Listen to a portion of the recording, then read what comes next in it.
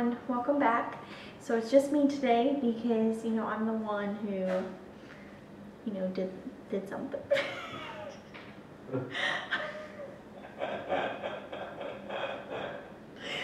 Just me today because I'm sharing what I did during the 2-week wait. Well, actually it was a 10-day period from after the transfer till when they had me come in, where they drew my blood and look to see if I was pregnant. So I am making this video because I personally, whenever I was going through IVF, whenever I would hear success stories, I wanted to know, what exactly did they do, that wasn't just, the protocol of, their clinic, what did they do, that could have helped them be successful. Now, obviously, what I'm sharing with you now, is not any medical advice or anything like that. It's just strictly, what I did, during that 10-day week, because I know that's what I was interested in, knowing, what other people did. So here I go. So I've mentioned acupuncture a lot before. So I did acupuncture the day of the transfer. So at 6 a.m. we went, we both went, but I had the needles in me, so I did the acupuncture. And then we went to Winston-Salem, and then after the transfer we made our way back to acupuncture. So our acupuncturist had us call him kind of when we were done with the transfer, when we were heading towards him, so that he could make sure that he had a bed ready, so that as soon as I got there, I could have acupuncture done. Also along the lines of acupuncture, other, Chinese medicine based things, that I read on is, the importance of keeping your uterus warm. So things that I read was you want to keep your feet warm. So I wore fuzzy socks. Now it was in Charlotte, kind of in the middle of summer, so it was obviously very hot, but I still wore fuzzy socks. I made sure that I had my fuzzy socks at the transfer, so I wore them during the transfer. I wore them in the car ride home. I wore them the entire time while I was at home. I even, again, this is crazy, wore them to sleep. Now, I don't like sleeping with socks, but I said I'm going to make sure my feet stay warm, so I slept with my fuzzy socks. Also along the lines of, keeping your uterus warm, it said, the importance of eating soups and stews and cooked vegetables and staying away from, raw vegetables, cold foods, cold drinks. So I, got all my veggies in through like a stew I made. If anyone's interested, I can share that recipe. It was like beans, lentils, and then sweet potatoes, onions, tomatoes, broccoli, like tons of vegetables. And then I ate that the evening of the transfer, and then I had soup. Again, weird, but I didn't know what else to eat for breakfast. I ate soup for breakfast, and then I ate my soup for lunch. And so we kind of prepped this ahead of time so that I didn't have to cook my soup, during those 10 days. So we made a whole bunch of soup and froze it and things like that. And then I also made sure that I only drank warm drinks. So I only drink water anyway, so it's kind of easy. The only thing that I had to do is I heated it up. So I didn't, drink water from the fridge. I heated it up, which is a little weird, but you'll get used to it. And then also immediately after, when I got home, after the day of the transfer and after the acupuncture, I was just kind of tired. And I just took a nap, and then my acupuncturist kind of, told me to take it easy, and again to, eat warm soups and stews and kind of keep my uterus warm. And then we also watched Mamma Mia. So I read the importance of just being positive, during that 10-day wait, and to do something a little bit lighthearted, nothing stressful, nothing that's going to make you depressed, angry, sad, what have you. So we watched Mamma Mia. Will I watch Mamma Mia again if we do another transfer? Probably, just because that's what I did, and it's kind of like tradition, I guess. But I think any movie would do that's just kind of lighthearted and funny. And then we also listen to happy music, so music to get happy. So every day that Ari got home from work, during dinner, we would listen to 90s and 2000 music. So we listened to the Bloodhound Gang, for example, every single night. And then we also kind of continued that on through the pregnancy, just to kind of, every time, we were feeling down or kind of anxious or worried about the pregnancy, we would just put that fun music on, and I mean, if there's music that you enjoy listening to or something kind of upbeat, happy, goofy, it'll just kind of force you to, you know, be happy and in a good mood, which is a good thing, because you definitely want to be positive and, you know, in good spirits. And then also along those lines is, you know, we never talked in ifs, we talked in whens. So I think that's very important. So we never said, you know, if it works, if we're pregnant. We said when, you know, when we find out that we're pregnant, when we know that it, you know, everything's going well. When we get that, you know, reassurance. It was never if. So, you know, always kind of being that mind frame of, you know, it will happen. And I think that just that attitude is very important.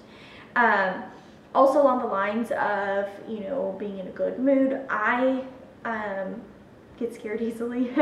And so Ari, he typically travels Monday through Thursday. So typically when he's not here, I sleep very light, and any noise wakes me up, and then, you know, I think someone broke into the house, and I end up, you know, just wide awake, turning on all the lights and not being able to sleep. So we kind of made it so that he didn't travel that first week, so that way, you know, I wouldn't be anxious or anything like that. Again, do I think that did anything? Probably not, but it just, you know, kind of gave me peace of mind knowing that I'm not, you know, going to be up all night, you know, terrified. So we did that, and then we also, again, along with, you know, reducing stressors, I didn't leave the house. Now, I didn't leave the house for two reasons. One, you know, the entire cycle, you know, the cycle that the transfer was happening, so the 2 weeks prior to the transfer and then up until the pregnancy test, you know, I didn't really leave the house. My husband did the grocery shopping, so Ari did the grocery shopping, because, you know, we didn't want me to get exposed and get sick, because obviously if you're sick, you're not in tip-top shape, and obviously if I got sick before the transfer probably would have gotten canceled. So we just figured it would be better safe than sorry for me to just stay home and, you know, take it easy. And then the other reason why we did that is because of everything that we've gone through. So our loss, we just kind of made a point to, every time, you know, I would go out, you know, not every time, but a lot of times, you know, we had, I guess people who don't know, so we had a second trimester, so our first pregnancy ended in a second trimester loss, and then our second one ended in a first trimester loss. So there were a lot of triggers out there and I was just emotionally not in a good place. So there were a lot of triggers. So a lot of times when we would go out, you know, maybe I'd see a little boy who would have been the same age that, you know, Drayton would have been, which was our first baby. You know, it would just cause me to like break down and be a mess. And we didn't want to have, you know, triggers like that, you know, putting me in a bad mood. So that's another reason why I just figured I'd stay home so that I wouldn't have those triggers. Along those lines of triggers, I also kind of muted people on Instagram and Facebook. Now, I did that even prior to us doing IVF. I kind of just did that right after we lost Drayton, because I just couldn't see pregnancy posts and baby photos and things like that. So to me, I mean, that just helped me kind of eliminating that. Is that something I'm going to do if we do IVF again? No, because, you know, obviously I'm at a different state. I have a baby, you know, I'm a lot more stable now, I guess you could say. So stuff like that, you know, yeah, there's still certain things, you know, that, you know, kind of bring me back to those, you know, bad days, you know, when we, you know, found out we lost Drayton and things like that. But, you know, I'm a lot better, you know, with, you know, handling things like that. Also along the lines of, you know, stressors. So again, this is kind of extreme, and this is again just because of, you know, what we went through and you know, our losses and just, you know, my emotional state, my husband's emotional state.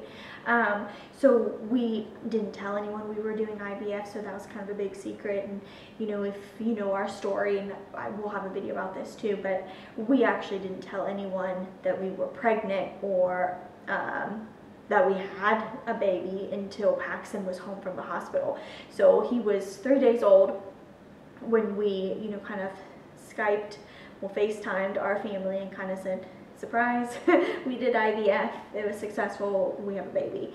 Because like I said, I mean, you're probably watching thinking, huh, how did they not know? after our losses, I mean, we completely isolated ourselves, so no one really saw us, so no one saw the bump, no one knew we were pregnant, and that's how we kind of, you know, told them after the fact. But again, that's an extreme.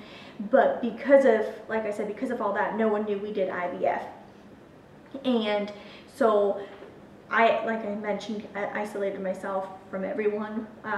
The only person, you know, that I talked to, you know, every so often was my mom. And leading up to the transfer, you know, I kind of talked to Ari and I said, you know, I don't want, again, not that my mom stresses me or anything, but I just didn't want anything to potentially, you know, cause me any type of stress, anxiety, what have you. So I was like, I need to text my mom, and this seems crazy, but I texted her and I said, hey, you know, I'm not going to be available for the next 2 weeks. You know, if there's an emergency, you know, contact Ari. She probably thought, what in the world? But, you know, everything that I've gone through, she kind of just, you know, didn't even ask any questions. Obviously, she knows now why we did that. But at the time, she didn't, and she obviously, like I said, we kept everything a secret, so she didn't know until Paxton was born, and we said, hey, we have a baby. That I said, you know, remember that time when I said, you know, don't contact me?